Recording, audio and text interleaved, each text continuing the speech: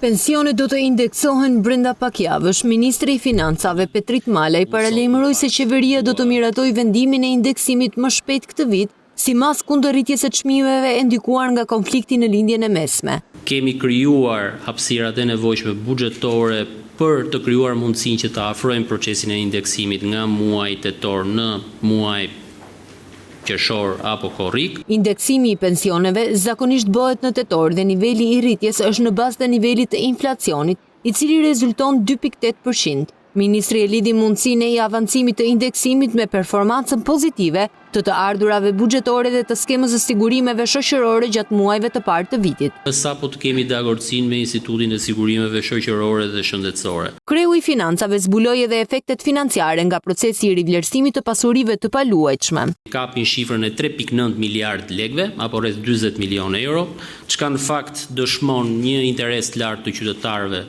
Por për çmimet e referencës në rrethe ende nuk ka një afat se kur do të jenë gati. Ky proces nuk e pengon procesin e rivlerësimit. Mund ta bëjnë me një vlerësues privat. Për te sfidave, Malaj theksoi se të ardhurat në buxhet tregojnë se ekonomia ka pasur ecuri optimiste. Vlera totale e këtyre të ardhurave në fund të muajit prill arriti në masën 275.8 miliard lekë.